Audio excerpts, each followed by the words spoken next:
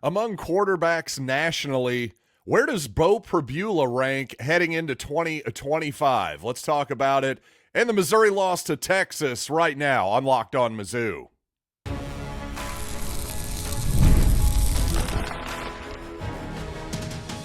You are Locked On Mizzou, your daily podcast on the Missouri Tigers. Part of the Locked On Podcast Network, your team every day.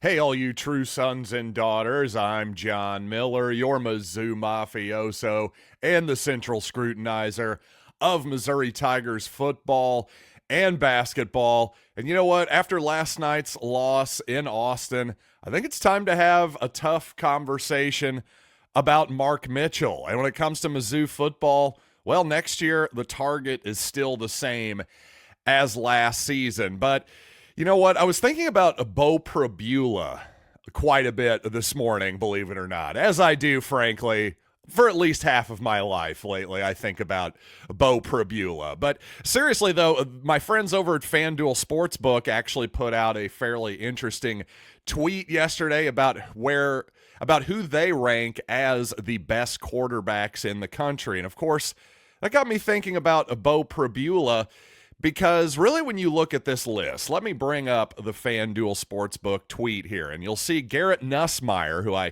had recently been talking about, by the way, did a blind resume comparing LSU to Missouri, their last two seasons a few days ago. Well, I admitted, yes, the reason LSU should have better odds to win the SEC, for example, is that Garrett Nussmeier is returning at quarterback, whereas Missouri has a question mark. They have Beau Pribula, a guy who's never been a full-time starter, no matter how much upside I think he has. So certainly it's fair to have Garrett Nussmeier ahead of Beau Pribula, certainly in any type of quarterback rankings, at least at this point. And I say at this point because Beau Pribula, much like Arch Manning, by the way, who is number 2 on this list for the Texas Longhorns. We'll get to that basketball game a little later, by the way.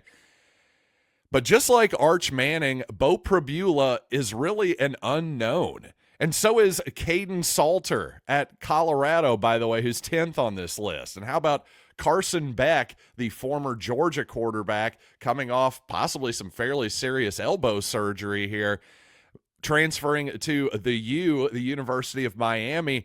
Also, Nico Iamaleava, were we sure he's the greatest quarterback in the world? Again, my point here is not to tell you that, hey, I think Beau Pribula ranks exactly here. So I hope this wasn't a clickbait title for all of you. I'm just going to, spoiler alert, I'm not going to give you my definitive national Beau Pribula ranking here. The point here is in sharing this list, first of all, with all of you, and I'll share you some other data here in just a minute. There are a lot of unknowns here at the quarterback position. By the way, if anything, I think I would take South Carolina's Lenoris Sellers and put him as high as 4th on this list, in my opinion. Also, DJ Lagway being 3rd for Florida. I like that ranking as well. I think Lagway has got a tremendous amount of upside and showed it last year for the Gators as well. Now, the main takeaway, once again, to me, as I bring up the Heisman Trophy odds here over at FanDuel Sportsbook, is that, yes, while Beau Pribula is certainly an unknown, he's a pretty wild variable for Missouri at this point. I think he could be really good or he could disappoint, and there's a wide range of outcomes for Pribula. But I could say the exact same thing about a whole lot of guys on this Heisman Trophy odds list who are ahead of Beau Pribula. Now, for instance, hey, Garrett Nussmeier, Arch Manning, those are the two guys at the top. No real issue there whatsoever. Obviously, you see Jeremiah Smith, the stud wide receiver for Ohio State, way up there as well. But let's just focus on the quarterbacks for now. You'll notice Miller Moss here. Yes, the erstwhile Missouri recruit in the transfer portal is sitting there at 33-1. Okay, could Louisville have some great year, win the ACC? Miller Moss wins the Heisman Trophy. I suppose I could squint and think that that's possible, But is it not just about as possible that Beau Pribula could do the same for Missouri? Same deal with, okay, Gunnar Stockton for Georgia. Are we even sure he's going to be the starter next season? Oh my God, Jalen Daniels for Kansas. He's 45-1. Dylan Raiola of Nebraska, 50-1. Thomas Castellanos at 50-1. Really? He's going to win the Heisman Trophy?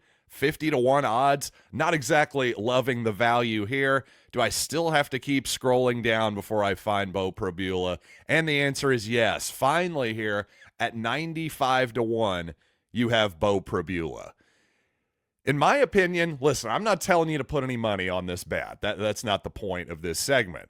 The point here is that in pointing out these odds, once again, Missouri is being underestimated. Whether you think my definition of blue blood fits Missouri or not, for the millionth time, that's not really the point.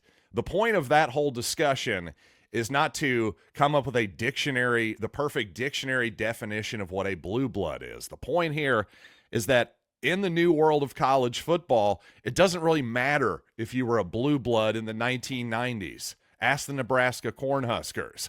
What matters is, can you pay guys in name, image, and likeness for the most part in terms of getting new players? Hey, ask Nebraska that as well. They did pretty well in the portal getting Williams-Winery, among others. So the point here is that if you're a 19-year-old kid looking to get a check, you don't care who the blue blood teams were in 2005. You just don't. That day, 2005 might as well be 1905 at this point. That's what I'm trying to say. Of course, your past success has an impact on your current success. If you're Alabama, if you're Georgia, if you're LSU, if you are the traditional blue blood teams, my point here is that teams like Missouri, Texas Tech, even University of Miami, who is sort of a sleeping giant, if you will, these types of teams, well, they're coming, and they're going to be just as competitive as many of the traditional blue blood schools. That's the point here. And I think Beau Pribula, and really, I think him being underestimated here, not being a part of DraftKings, gosh, that was a faux pas, of FanDuel Sportsbook's top 10 quarterback list here, not being a part of that, nor of FanDuel Sportsbook's Heisman Trophy odds, not being in basically the top, 50 guys listed, that type of thing. That shows once again that Missouri is being underestimated nationally. And after a disappointing showing by Missouri's offense last night, mostly in Austin, well, I think we can forget about any outside chances at an SEC championship this season, I should say. Not the end of the world for Missouri's March Madness chances, though. But I will say, after last night's game, I do think it's time to have, a bit of a tough conversation about Mark Mitchell and the best way he should be used for Missouri coming up here in just a little bit. But first, this episode of Locked On Mizzou is brought to you by Prizepicks, the place to get real money sports action with more than 10 million members and billions in winnings. Prizepicks has changed the game in daily fantasy sports. Whether it's playoffs or regular season, Prizepicks has made it easier than ever to win big while enjoying all the football action. And now with the playoffs here, there's no better place to get in on the action. Here's how it works. You simply pick more or less on at least 2 players, and if your pick hits, you could win big, as much as 1,000 times your money just by making a few simple picks. For example, last week I had Travis Kelce for more than 70 receiving yards and Lamar Jackson for more than 250 passing yards. Yes, they can be in different games too, ladies and gentlemen, of course, and both of those hit. So I won me some money. All it takes is in as little as 15 minutes.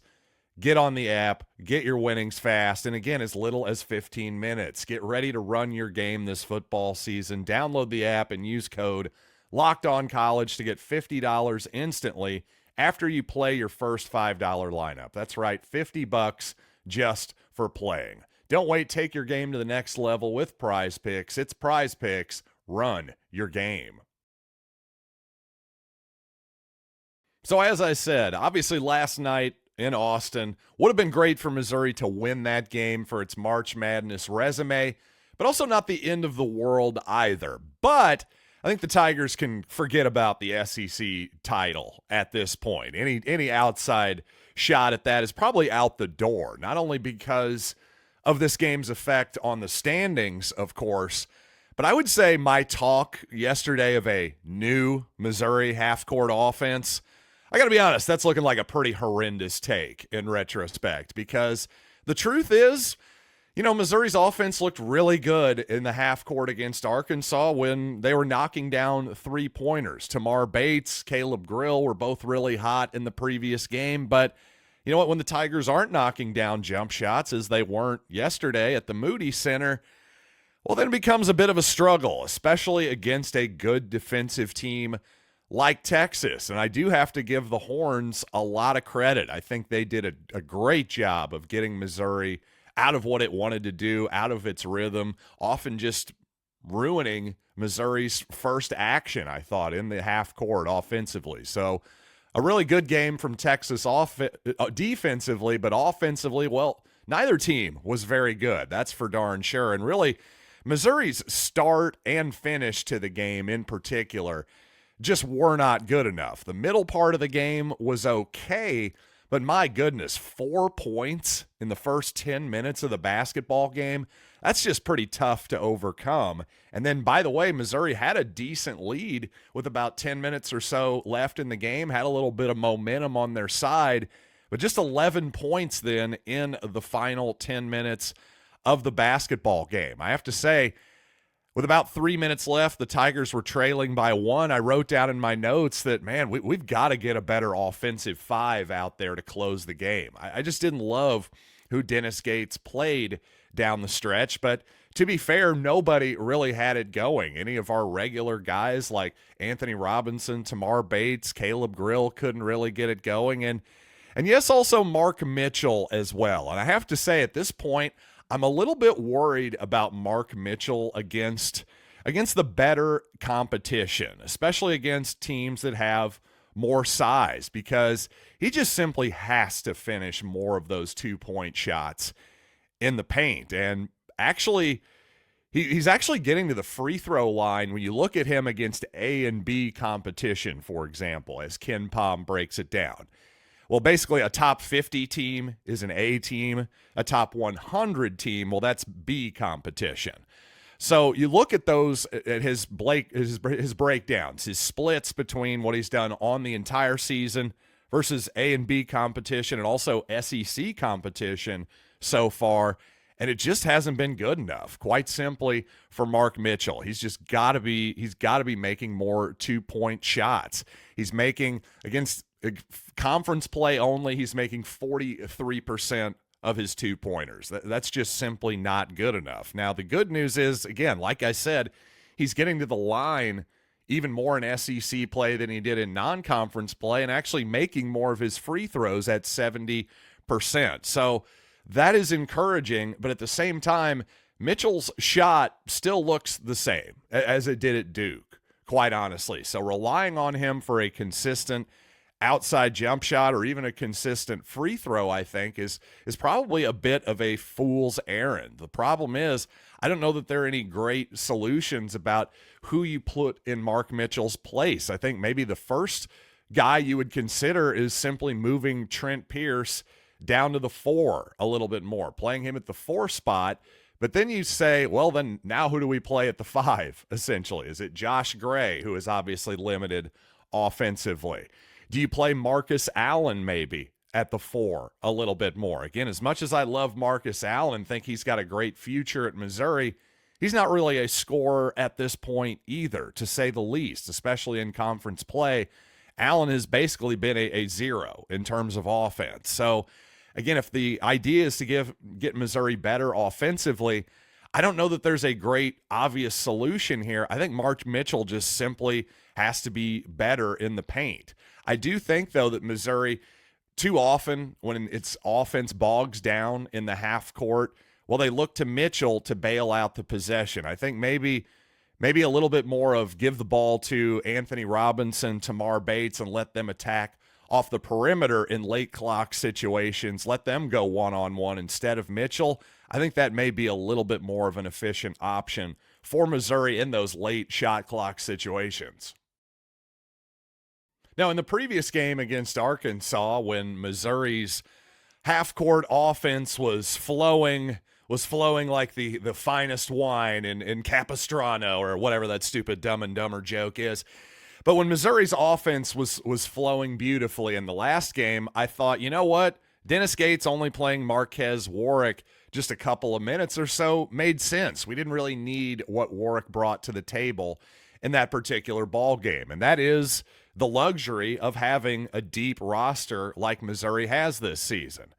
But against Texas last night, I thought playing Warrick just a handful of minutes was a huge mistake, because Warrick is exactly what I think Missouri needed last night. When the rest of the Tigers, especially on the perimeter, were struggling to get a jump shot to go in, to simply get the ball into the basket for huge stretches of that game. Again, the first 10 minutes in particular, why not put Warrick in the game 5 to 6 minutes in that ball game when it was obvious that Missouri was struggling to find any kind of offense? If there's somebody on the team who can jumpstart the offense off the bench, well, it's got to be him and Caleb Grill, right? Well, Caleb Grill gets plenty of rope to hang himself, to use a tough analogy there. But, I mean, seriously, the point is when Caleb Grill misses a few shots, we don't just immediately yank him out of the game and go, well, I guess he doesn't have it tonight. It seems like we're a little bit too quick to pull Marques Warrick out of the game, or simply not even give him a chance to find a rhythm, to find his game like yesterday. Again, against Arkansas, all right, Missouri was rolling. Why mess with what's working? I totally get it. But against Texas, the Missouri offense was stuck in the mud for basically the entire game. Why not see if Marques Warrick could possibly figure something out there? Especially when you give Jacob Cruz, well, you gave him a decent amount of minutes to try to figure some stuff out. He missed 3 shots from the field, all 3-pointers, had a pretty ugly turnover at one point, just lost his handle, really uncontested, I thought. I got to be honest, speaking of tough conversations, well, let's have a tough conversation about Jacob Cruz as well, because he is shooting less than 30% from the field on the season. That's right, ladies and gentlemen. He's less than 30% on threes and on 2-pointers. I'm sorry, but he's not a defender. He's not really a rebounder. He's certainly not a playmaker. I think he's unplayable right now. I think, frankly, Dennis Gates is putting too much on his season last season at, excuse me, let me pull up. Let me get this correct here. Yes, Tennessee Martin last season, Jacob Cruz shot over 40% from downtown and on a bunch of attempts. So he was a really good shooter at a lower level of college basketball, quite honestly, at Tennessee Martin. But I get it. In theory, he's 6'8". You want a shooter, a guy who can stretch the floor, especially for a Missouri offense that was struggling yesterday. But right now, Jacob Cruz just has not performed at this level. You got 2 years at Northern Florida where he wasn't really that much of an asset, and then 1 year at Tennessee Martin. We're just going to base all of it on that. To me, Marques Warrick has so much more of an impressive resume to go off of than Jacob Cruz. I just don't really understand Dennis Gates' fascination with him right now. I have to be honest. To me, again, I hate to sound harsh here. Seems like a good guy. Don't have anything against him, nothing personal. But Jacob Cruz right now, to me, I don't think he's playable. I really don't. And how about that Tamar Bates dunk with about 5 minutes left in the ball game? I could watch a replay of that particular play over and over again.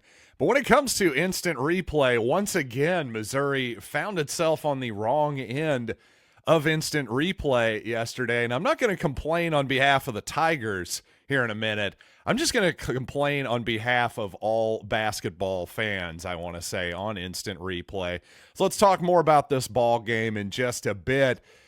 But first, our newest sponsor. You see, therapy is a game changer. It can help manage stress, improve sleep, and you can communicate more effectively, but finding the right therapist and fitting sessions into a busy schedule can be a challenge. That's where TalkSpace comes in. TalkSpace, the virtual leader in therapy providing, makes getting the help you need easy, accessible, and affordable. With TalkSpace, signing up is simple. You can match with a licensed therapist who fits your needs, usually within 48 hours. And it's convenient. You can have sessions from the comfort of your home and even message your therapist between appointments. Plus, TalkSpace is covered by many insurance plans, and for most insured members, there's a $0 copay. It's never been easier to prioritize mental health. As a listener of this podcast, you'll get $80 off your first month with TalkSpace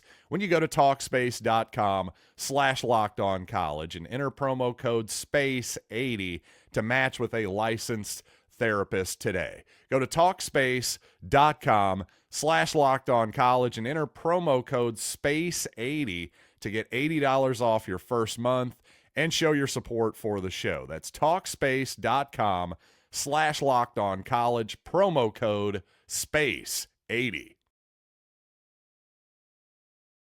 I got to say, when it comes to instant replay, especially in basketball, I mean very specifically to the sport of basketball, I got to say, I'm figuratively ready to start throwing the tee into Boston Harbor here. Like, this has just gotten beyond ridiculous because I don't know about all of you, but in the Florida game, when we had an impacted Tookus full of instant replay reviews, it sure seemed pretty established that anytime a guy gets hit in the face, well, at the very least, we're going to go to the replay and assess if that's a flagrant foul or not.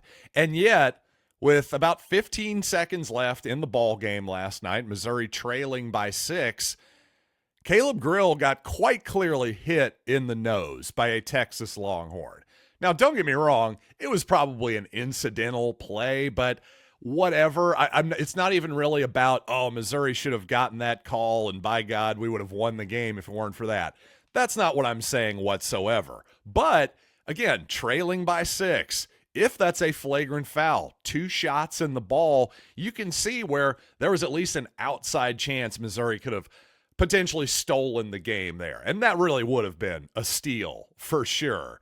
Not in a steal the ball sense, but obviously Missouri wouldn't have really deserved that necessarily. But my point here is if we're going to replay every single shot to the face, for example, then replay every single shot to the face.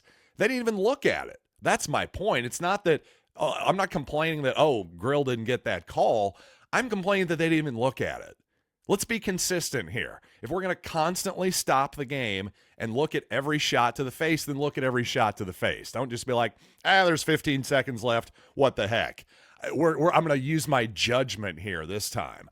I'm sorry. We're allowed to use our judgment now? That certainly wasn't happening in the Florida game. And by the way, there was an early, Missouri had 6 points in the first 10 minutes of the game, by the way. I said they had 4. Well, the reason for that is because at one point, a few minutes later, it was decided that a goaltend by Texas was later reviewed and decided, oh, that's not a goaltend.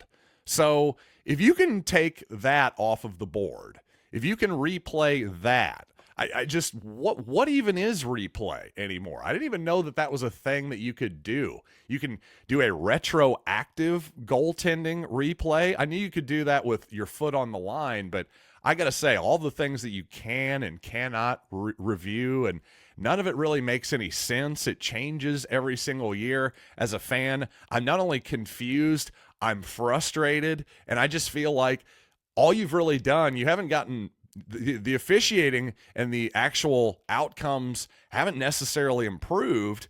What it has done for sure, though, is slow down the game and make it a lot less entertaining. So if that was your goal, congratulations. I don't know about all you, but I could live with 5%, 10% more missed calls in theory if we could actually just, I don't know, see entertaining basketball. You're ruining the flow of what is a flow game, okay? I like to see guys running up and down the court, shooting, defending, rebounding, and passing. What I don't want to see is them standing around in the huddle while a bunch of guys in striped shirts look at a 27-inch monitor. That is not my idea of a good time. I don't know about all of you, but you know what? Hopefully this show was a good time after what was a disappointing basketball game last night. But you know what? I'll have more football and basketball talk coming for you later this week, including the SEC squad tomorrow. Going to be a good time as always. Can't wait to see what we talk about tonight. So until then, I am John Miller. This has been Locked on Mizzou.